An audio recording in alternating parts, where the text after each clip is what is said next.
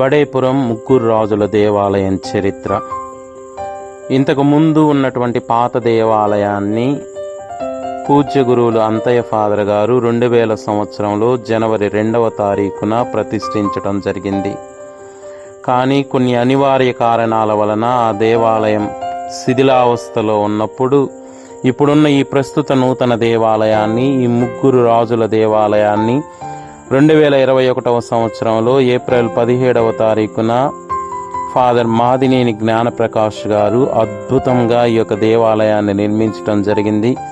ప్రజలందరూ కూడా ఎంతగానో సహకరించారు. విశ్వాసులందరూ కూడా, బడేపురం గ్రామస్తులు, విశ్వాసులు అందరూ కూడా ముందుకు వచ్చి ఈ దేవాలయ నిర్మాణంలో కానీ, అదేవిధంగా మరియ తల్లి టవర్ విషయంలో కానీ ఎంతో ఉదారంగా సహాయం చేస్తూ ఉన్నారు. కాబట్టి ఈ యొక్క దేవాలయాన్ని నిర్మించినటువంటి వారు ఫాదర్ మాదినేని జ్ఞానప్రకాష్ గారు, ఆశీర్వదించినటువంటి వారు మోస్ట్ రెవరెండ్ చిన్నాబత్తిని భాగ్య పీఠాధిపతులు, గుంటూరు పీఠాధిపతులు, ప్రస్తుతం ఉన్నటువంటి మన పీఠాధిపతులు ఈ దేవాలయాన్ని 2021 ఏప్రిల్ 17వ తారీఖున ఆశీర్వదించటం జరిగింది. ఈ దేవాలయంలో ప్రతి ఆదివారం ఉదయం 6 గంటలకి, మరలా శుక్రవారం సాయంత్రం 7 గంటలకి ప్రత్యేకమైనటువంటి దివ్య బలి పూజలు ఉంటాయి. అదేవిధంగా విశ్వాసులు వాళ్ళ అనుకూల సమయాలలో వచ్చి ప్రత్యేకంగా ప్రార్థనలు చేసుకుంటూ ఉంటారు. ఈ దేవాలయం ద్వారా ఎంతో మంది ఆధ్యాత్మికంగా బలపడి ఉన్నారు. ఈ దేవాలయం ద్వారా అనేక మంది అనేక ఆశీర్వాదములు పొంది ఉన్నారు. ముఖ్యంగా ఎంతో మంది యవ్వన బిడ్డలు ఉన్నతమైనటువంటి స్థితిలో ఉండటం జరుగుతూ ఉంది. కాబట్టి ఈ యొక్క దేవాలయ అభివృద్ధిలో, ముఖ్యంగా నిర్మాణ విషయాల్లో ఫాదర్ మాదినేని జ్ఞానప్రకాష్ గారు ఎంతో కృషి చేస్తూ ఉన్నారు. అంతకుముందు పూజ్య గురువులు కూడా తమ వంతు ఆధ్యాత్మిక సహాయ సహకారాలను అందిస్తూ వచ్చి ఉన్నారు. ఫాదర్ దాసయ్య పూదోట మరియ దాసయ్య ఫాదర్ కానీ, పూదోట చిన్నయ్య ఫాదర్ కానీ, అంతకుముందు అంతయ్య ఫాదర్ కానీ అనేక మంది తమ అమూల్యమైన సేవలు అందించి ఉన్నారు. మరి ముఖ్యంగా ఈ యొక్క జూన్ మాసం 2025వ సంవత్సరం నుంచి ఫాదర్ గంజి బాలస్వామి రెడ్డి ఫాదర్ గారు తమ అమూల్యమైనటువంటి సేవలు అందిస్తూ ఉన్నారు. ఈ యొక్క విచారణలో సుమారు 100 కథోలిక కుటుంబాలు ఉన్నాయి. అందరూ కూడా ఎంతో ఉత్సాహంగా పాల్గొనటం జరుగుతూ ఉంది. కాబట్టి ఈ యొక్క దేవాలయ విషయంలో కానీ, నిర్మాణ విషయంలో కానీ, అన్ని విషయాలలో కూడా విశ్వాసులు చురుకుగా పాల్గొనటం, తమ సహాయ సహకారాలను అందించటం జరుగుతూ ఉంది.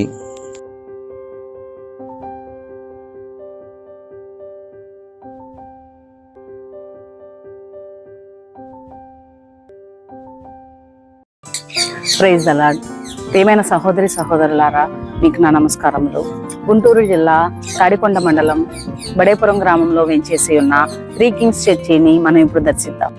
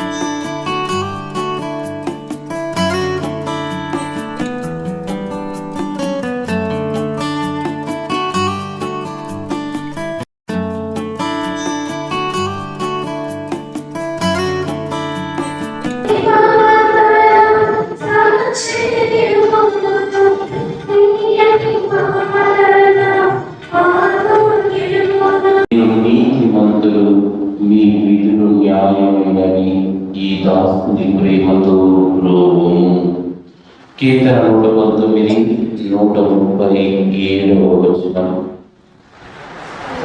పితా పుత్ర పవిత్రాత్మ నామమున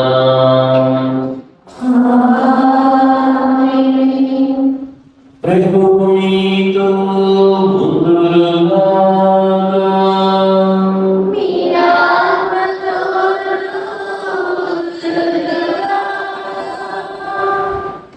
ప్రియ సహోదరి సహోదరులారా, చిన్నాని పాలవాళ్ళలారా, ఈనాడు 23వ సామాన్య ఆదివారాన్ని కొనియాడుతున్నాం. ఈ ఆదివారం రోజున ప్రభు బిడ్డగా ఉండాలి అంటే, ప్రభు శిష్యునిగా శిష్యురాలిగా ఉండాలి అంటే ఏ విధంగా ఉండాలి అనేది దేవుడు మనకు నేర్పిస్తూ ఉన్నాడు.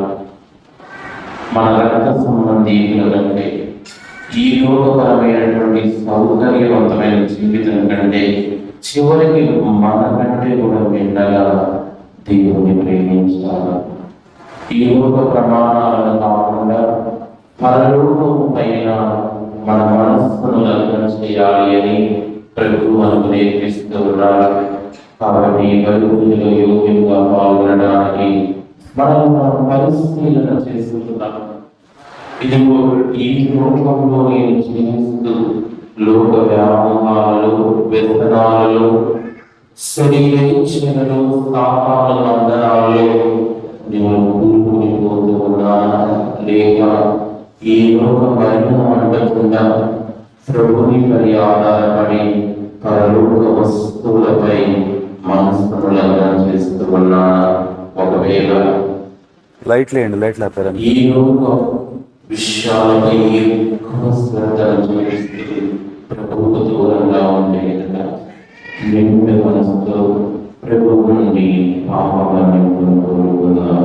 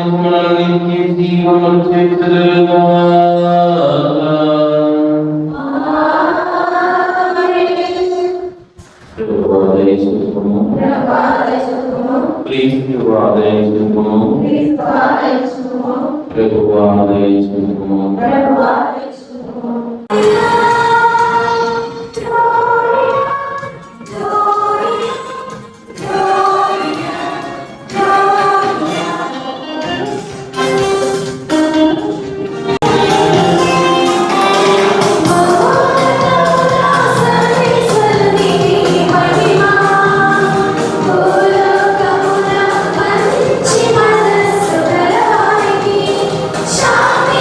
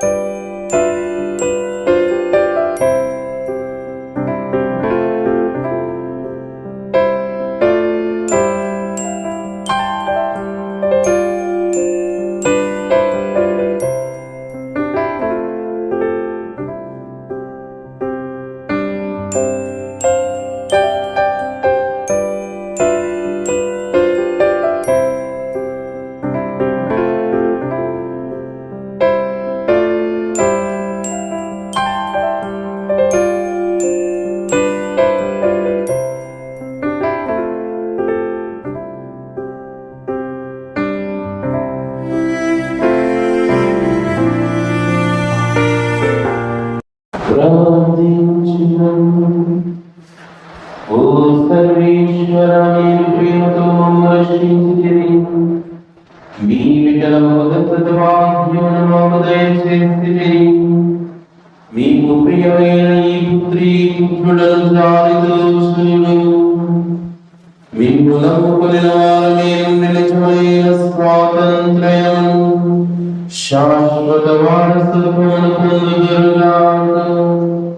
మీతో పవిత్రాత్మతో కలిసి యుగ యుగములు జీవించుచు పాలించు మా ప్రభువును మీ కుమారైన క్రీస్తు ద్వారా ఈ మనవి చేయుచున్నాము.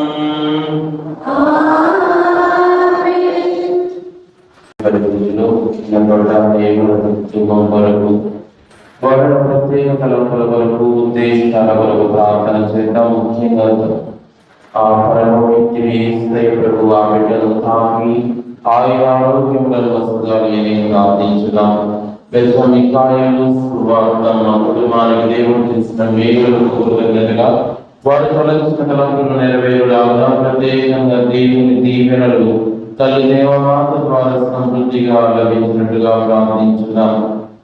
సంపూర్ణ తిరిగి తమ కుటుంబానికి దేవుడు చేసిన మేలులకు కృతజ్ఞతగా ముఖ్యంగా వారి యొక్క వ్యాపారం అభివృద్ధి చెందినట్లుగా తల్లి దేవమాత ప్రార్థన ద్వారా దేవుని దీవెనలు దండిగా కుమ్మరింపబడే విధంగా కుటుంబ సభ్యులందరి ఆయుర ఆరోగ్యం కొరకు ప్రార్థించుదాం. రుద్రుబాటి ఎన్నయ్య విజయమేని ఈ కుటుంబానికి దేవుడు చేసినటువంటి మేలులకు కృతజ్ఞతగా మరి ముఖ్యంగా 5వ తారీఖున జన్మదినోత్సవాన్ని కొనియాడినటువంటి విజయమేని ఈ బిడ్డకు దేవుడు మంచి ఆరోగ్యాలను ఇవ్వాలి అని ముఖ్యంగా దేవుడు ఈ దంపతులను దీవించి వారికి కావాల్సిన ప్రేమ అనురాగాలను ఆప్యాయతను దేవుడు సమృద్ధిగా వారికి వస్తువులాగున వారి యొక్క ప్రత్యేక తలంపులు నెరవేరులాగున ఈ బలి పూజలో ప్రార్థన చేద్దాం. విజయం కుటుంబానికి దేవుడు చేసిన మేలులకు కృతజ్ఞతగా అదేవిధంగా సాయి ప్రసాద్ సుజాత వారి బిడ్డల కొరకు అదేవిధంగా విద్యాభాస్కర్ వస్తున్నది ఈ దంపతులను దేవుడు దీవించి వారికి సంతాన భాగ్యమును ప్రసాదించులాగున ఈ బలి పూజలో ప్రార్థన చేద్దాం.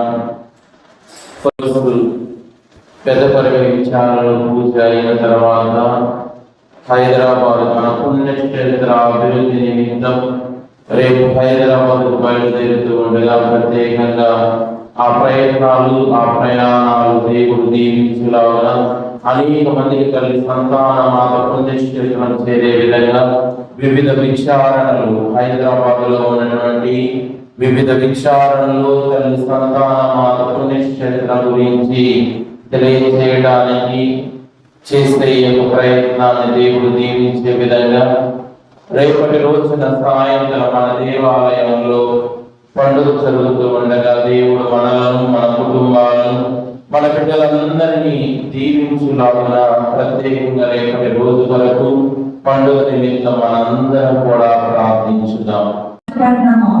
సొలొమోను జ్ఞానగ్రంథము 9వ అధ్యాయము 13వ వచనం నుంచి 18వ వచనం వరకు. మొదటి పట్టణము సొలొమోను జ్ఞానగ్రంథము 9వ అధ్యాయము 13వ వచనం నుంచి 18వ వచనం వరకు. దేవుని ఆలోచనలు ఎవరికి తెలియను, అతని చిత్తమును ఎవరు గ్రహింపగలరు. నరుల బుద్ధి బలహీనమైనది, మా ఆలోచనలు మమ్ము పెడత్రోవ పట్టించు. నశ్వరమైన మా దేహము మా ఆత్మను కృంగదీయు. ఈ మట్టి శరీరము ఆలోచనాత్మకమైన మా బుద్ధి శక్తిని నిరోధించును. ఈ భూమి మీద వస్తువులను తెలుసుకుని మాకు కష్టం. చుట్టుపక్కల ఉన్న వారిని గ్రహించుడికి మేము యాతన పడవలేదు. ఇక సర్వలోక విషయములను అర్థం చేసుకోగలవాడెవడు? నీవు నీ జ్ఞానములో దయచేసినే తప్ప, స్వర్గం నుండి నీ పవిత్రాత్మను పంపితేనే తప్ప నీ చిత్తమును ఎవరు తెలుసుకోగలడు? ఈ రీతిగా నీవు దయచేసే జ్ఞానం ద్వారా భూమి మీద నరులు రుజుమార్గమున నడుస్తున్నారు. నీకు ప్రీతికరమైన కార్యం ఏదో తెలుసుకొనుతున్నారు, భద్రతను వడియుచున్నారు. ఇది ఏది వారి 1వ అధ్యాయం 8వ వచనం నుండి 10వ వచనం వరకు మరియు 12వ వచనం నుండి 17వ వచనం వరకు.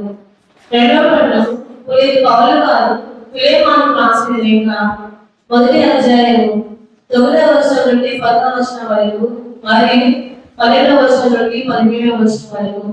దానికి బదులుగా ప్రేమ కొరకై ప్రాధేయపడుచున్నాను. యేసుక్రీస్తు వరకు రాయవారి ఇప్పుడు బందీయుడు అయిన పౌలు ఈ మనవి చేస్తున్నాడు. నేను చెరసాలలో ఒనేసిమునకు తండ్రిగా మారాను. ఆ బిడ్డ కొరకు నీకు మనవి చేస్తున్నాను. పూర్వము నీకు అతడు ఎట్టి ప్రయోజనకారి కాదు, కానీ ఇప్పుడు అతడు నీకు నాకు ఉపయోగపడను. ఇప్పుడు నా హృదయమైనటువంటి అతనిని నీ వద్దకు తిప్పి పంపుచున్నాను. సువార్తలకు చర్యలు ఉన్నప్పుడు నీకు బదులుగా నాకు సహాయపడటకు అతని ఇష్టం నా వద్దనే ఉంచుకోవలసి ఉన్నది. కానీ నాకు సహాయం చేయవలసినదిగా నేను విధింపను. నీకు ఇష్టం వచ్చిన ప్రకారం చేయటమే నా అనుమతం. కనుక నీ సమ్మతి లేక నేను ఏమీ చేయను. ఒనేసిము నీ నుండి తాత్కాలికంగా దూరమంతా నీవు అతనిని తిరిగి శాస్త్రంగా భక్తుని కావచ్చు. ఇప్పుడు అతని సేవక మాటలు కాదు, సేవకుడు కంటే ఎన్నో రెట్లు అదుగులు. అతను ప్రత్యేకముగా నాకు ప్రియ సహోదరుడు. ఇక శరీర విషయమున ప్రభు విషయమున నీకు అతని అందరి వాడు కాగలడు. కనుక నన్ను నీ భాగస్వామిగా నీవు ఎంచినట్లు నీవు స్వాగతించినట్లే అతనికి స్వాగతం. ఇది ఏదో వాడు. సర్వేశ్వరునికి వందనములు. ప్రభు మీతో ఉందురుగాక.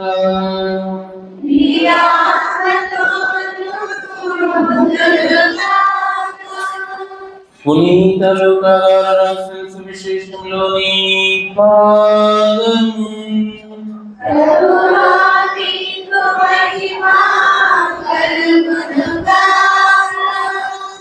14వ అధ్యాయం 25వ వచనం నుండి.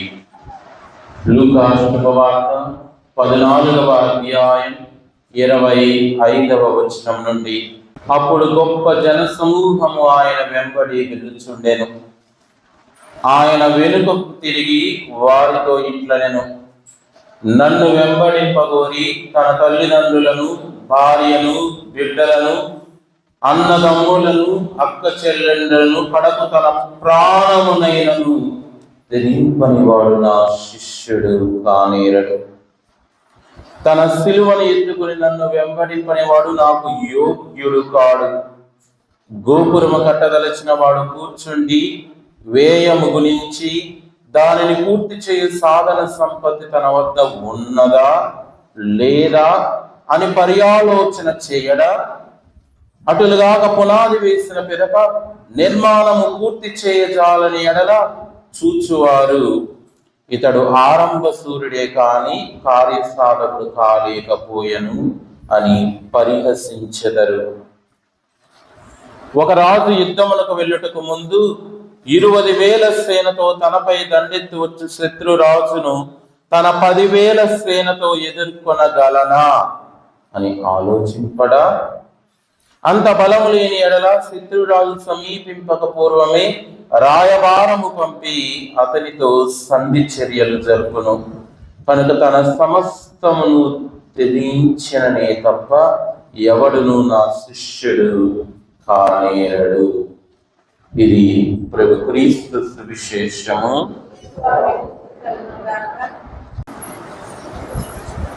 మనందరం తల్లి దేవమాతను స్మరించుకుంటూ భక్తితో విశ్వాసంతో ఒక మంగళవార్త జపం చెబుదాం.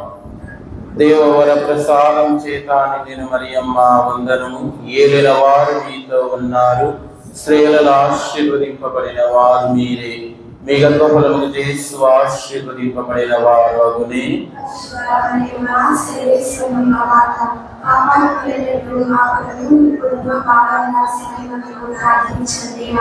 పరిశుద్ధ మరియమ్మ గారా, పరిశుద్ధ మరియమ్మ గారా, పరిశుద్ధ మరియమ్మ గారా, సకల దూతలారా, సకల దూతలారా, సకల పునీతులారా సకల పునీతులారా సకల పునీతులారా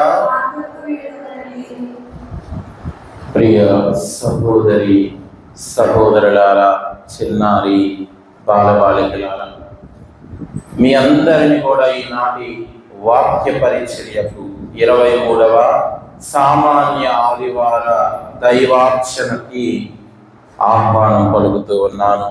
ముఖ్యంగా లూకా శుభవార్త 14వ అధ్యాయం 26వ వచనం.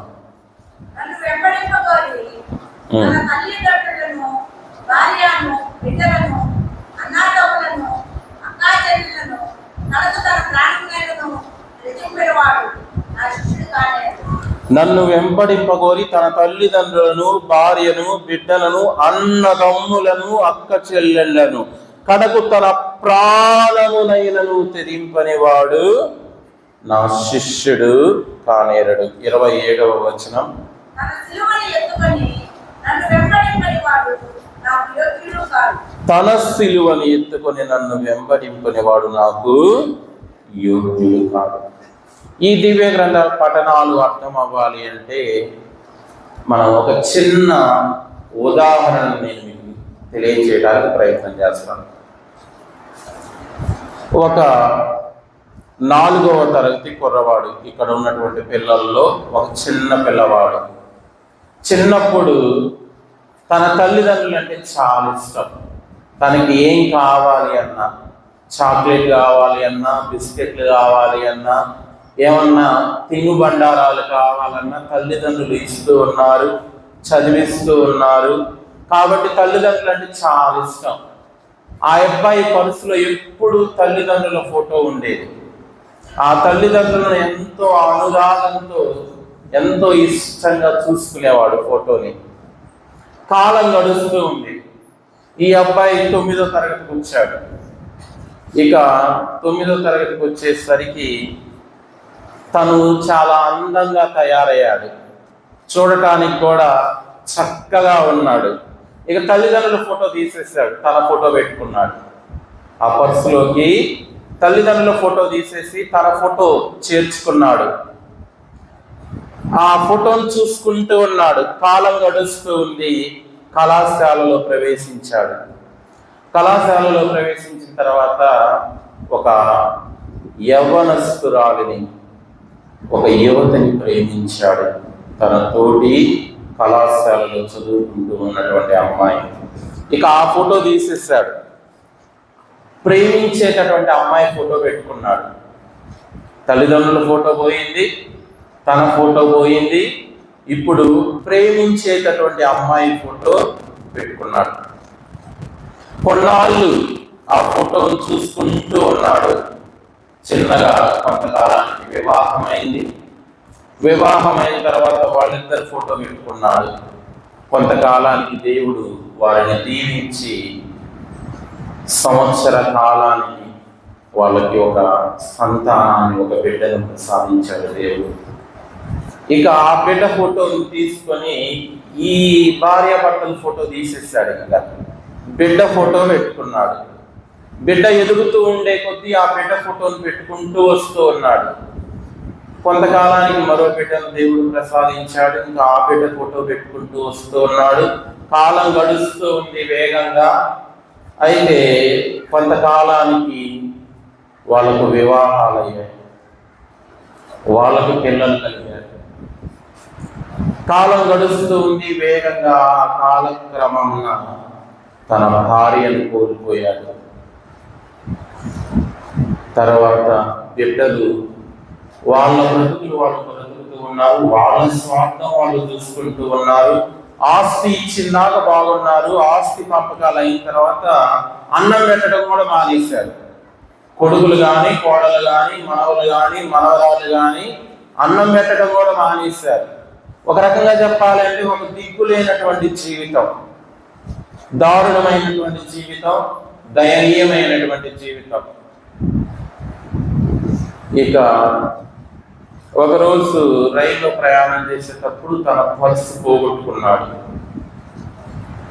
అయితే ఆ రైల్లో ప్రయాణం చేసే ప్రయాణికులు ఆ పర్సును టీసీకి అందజేశారు. ఆ టీసీ అంటూ ఉన్నాడు, ఈ బోగిలో ఎవరో పర్సు పోగొట్టుకున్నారు, ఈ పర్సు ఎవరిది అని అడిగినప్పుడు ఆ వ్యక్తి అంటున్నాడు, అయ్యా ఆ పర్సు నాదే.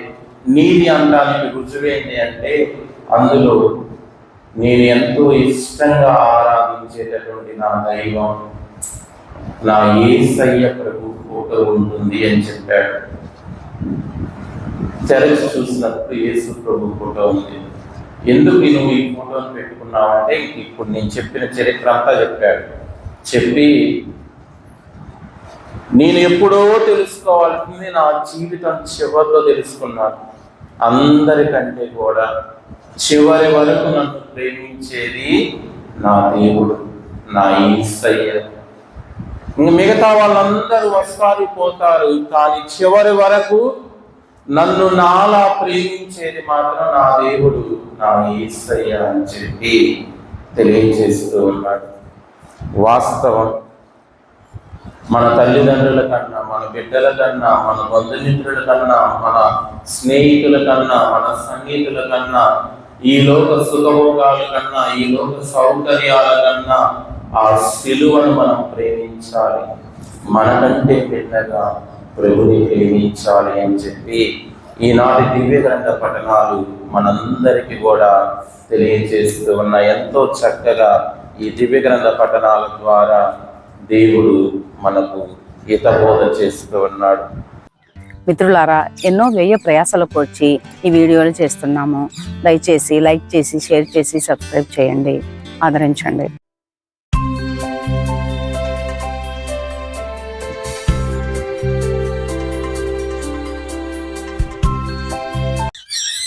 ప్రియ సహోదరి సహోదరులారా, ఇప్పటి వరకు మనం మొదటి భాగాన్ని వీక్షించాం కదా. అతి త్వరలోనే తిరిగి రెండవ భాగంలో మరల కలుసుకుందాం. అంతవరకు సెలవు మరి.